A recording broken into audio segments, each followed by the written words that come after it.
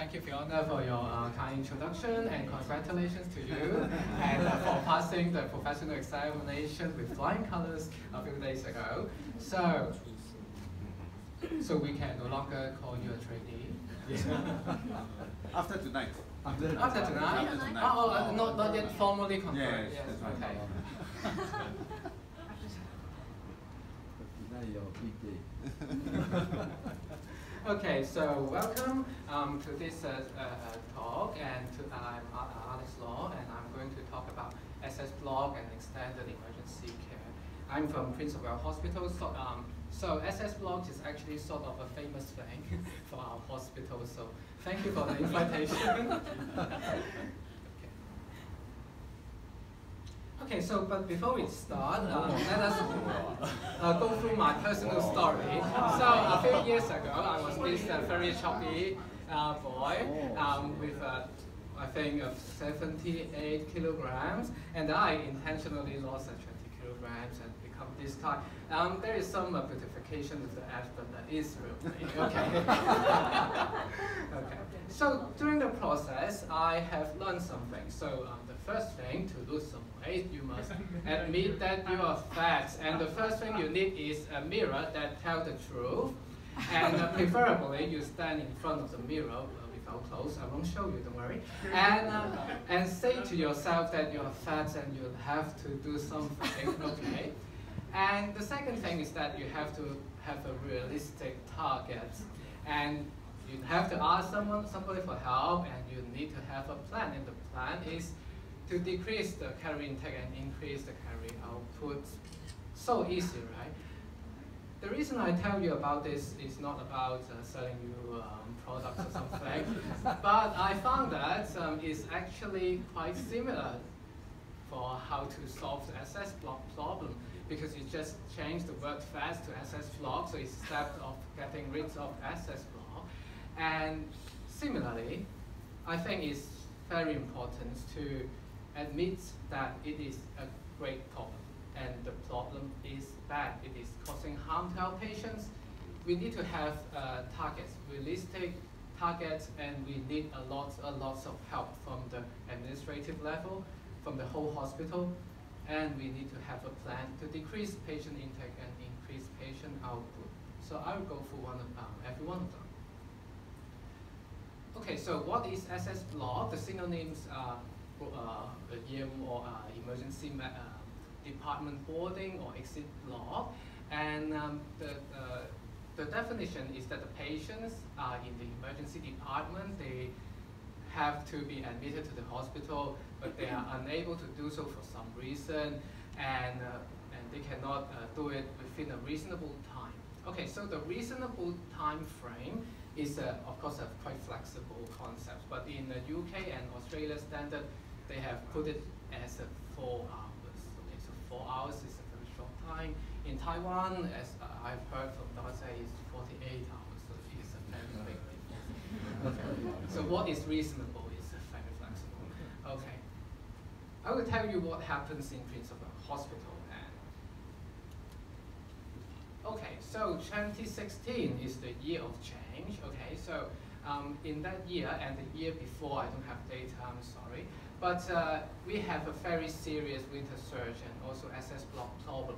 And at that time, we have around 14%, up to 14% patients who has SS block for more than 12 hours. So imagine that 8 a.m. in the morning, the doctor tells you you have to go to the ward, and then in the 8 p.m. in the afternoon, after you have your dinner, you can be admitted. So it's a very long time.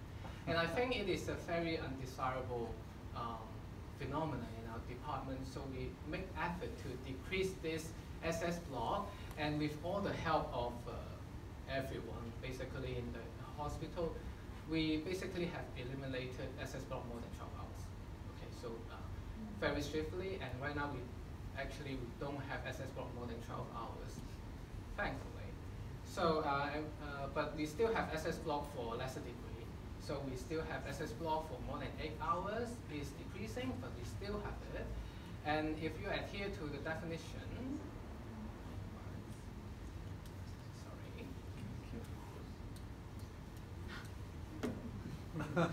So the computer doesn't like me all the time.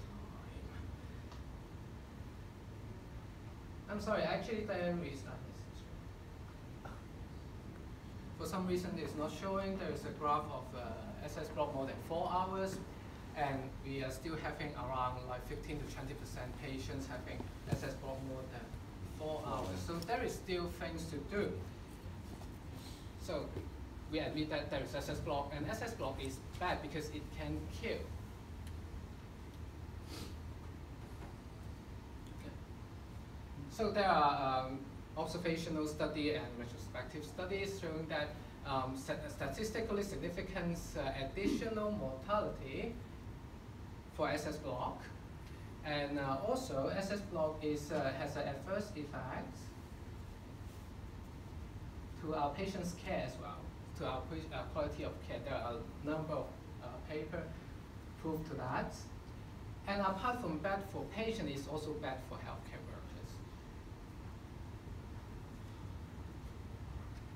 Because it affects our supervisions and feedback, and also it decreases the attractiveness of going into the emergency medicine specialty as well.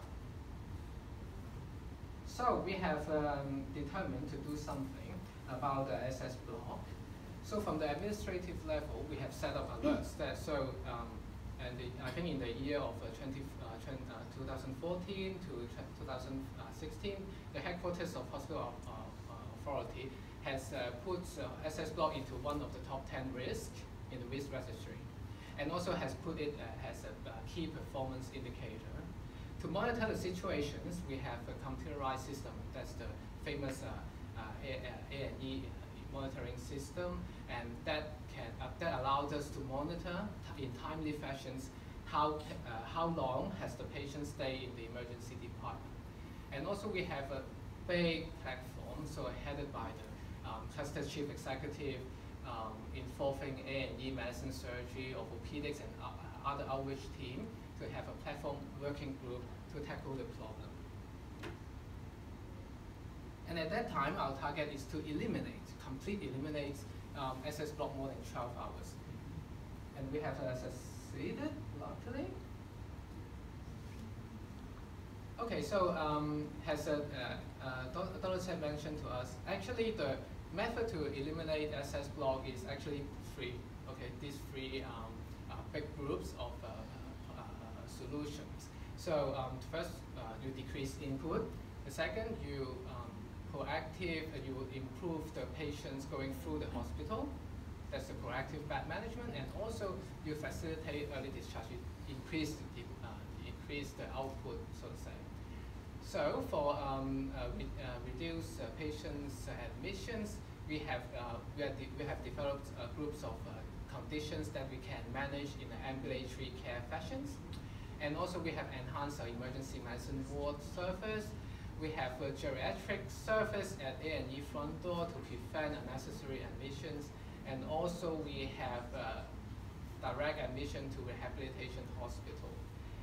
For proactive bed management, we have a daily morning meeting monitoring the bed situations.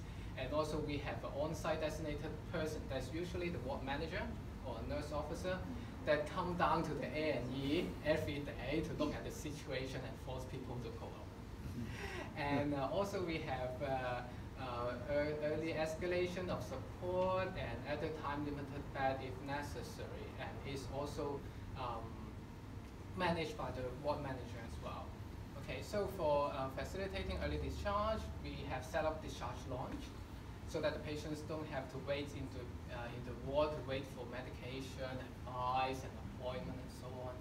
And we have enhanced non-emergency transfer service so that patients don't have to wait in the ward to wait for a car to go to the OH home.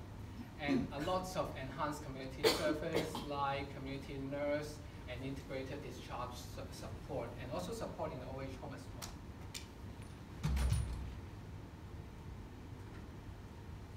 So for example, this is one of the program in the ambulatory care. So we have set up this pneumonia program, which was very successful. Okay, so actually we saw the problem is that a lot of patients was admitted to the ward because of pneumonia, and we actually, if the patient has a low CURB score, they can be managed in the community. So what they need is actually a better support. So we put them into full pneumonia program, and they will be followed up by A&E nurse in around a week, or they will be followed up by community geriatric assessment team in the OH home, so that those low-risk pneumonia can be managed in the community and decrease the hospital admission.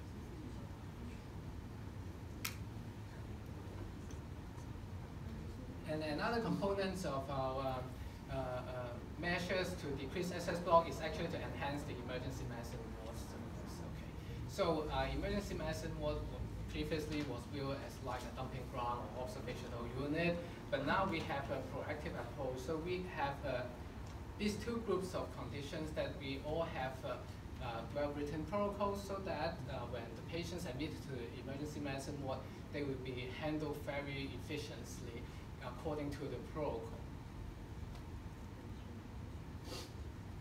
And because deficiency of labor translates to efficiency, and it's like when a race car going to the repair station, if you have a protocol of what to do, and you can do it very, very quickly. And it's exactly what happened in our emergency medicine ward. So a bed in the emergency medicine ward is not equal to a bed in the medical ward, for example, because we have well-written protocol and we do things very quickly. From the data, in the general ward, the average length of stay is 5.3 days, and emergency medicine was just 2.2 days. Another aspect is our geriatricians at front door service. So what we do is that there's a geriatric team in the Prince of Wales Hospital, and we will screen cases for those cases who are waiting for medical bed, and they will come in every day to screen those cases and to say, oh, maybe this case can be discharged home with some community support, or this case can go to Shatin Hospital, which is a rehabilitation hospital in our cluster, or admit to the medical ward. So we have some success as well. So the among 183 cases screened by the geriatricians, 123 cases were not admitted to the medical ward. So they avoided around 2/3 of admission. Another program is our end of life service, and because there is a lot of it's also led by geriatric team as well. So we see there is a lot of elderly patients approaching the end of life, and very often they have some problem and they attend A&E, and we, in the old times, we will admit all of them to the medical ward, okay, for the end of life care, palliative care. But then we found that actually they are actually better taken care of in a convalescent ward in a rehabilitation hospital. So they have screened those cases and give them paperwork, and when they come to the A&E, when we see the paperwork, we will directly admit the patient to a rehabilitation ward instead of an acute ward. So in that case, we actually save a number of bed work for the acute medical ward as well. So bed coordination, as I've mentioned, is done by ward manager or nurse officer. So she's actually not a very popular figure, I must say. So every time she comes back to the A&E, she shows why there is so many patients waiting. And she will actually try to manage in the ward to get beds, and then to admit the patients and avoid the patients to get past the 12-hour line. So this figure is very important in previous success. We have daily bed reports in a written form and daily meetings as well. This is our discharge lounge. It's like a very party place. So actually patients enjoy it very well. Okay, they give us very good feedback, and there are quite a number of beds. Actually, the patients stay there and waiting for a car or transport, or waiting for the medications, and wait for the follow-up appointment. And in that way, we save a lot of patients from idly waiting in the ward. But finally, you may say that more beds. Okay, so if we have more beds, is the solution to everything. So if we have 200, 300, lots of bad, okay, you can solve every problem, right? But is it true? And I think it's very difficult as well, because you cannot just create beds over the night.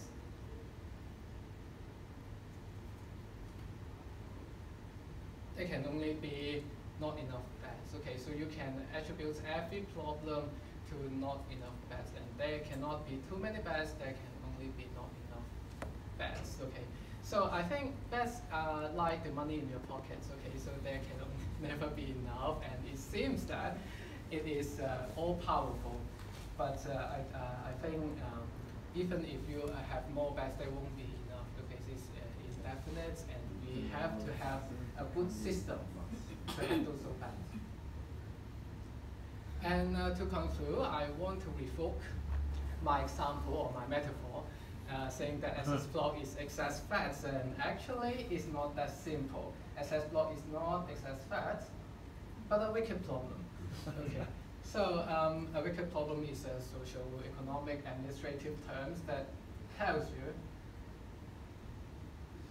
that it is very complicated. Okay, it's very complicated. It involves a lot of stakeholders. It involves a system that is very complicated. It's very hard to fix, and some people say that you can never fix them. And there is a changing problem, and you may anger some body, and there is a financial problem, and you really need, like Dorothy say, keep going. So, I think we need the courage to admit that there is a problem and it is bad. We need cooperation from other parties, a lot of people, and also commitment, okay, to do the things, the great job to eliminate SS block. Thank you. Thank you, Dr. Long. I'm sure that everyone has learned a lot more about admission block, extended care in emergency department, and also how to lose weight. So,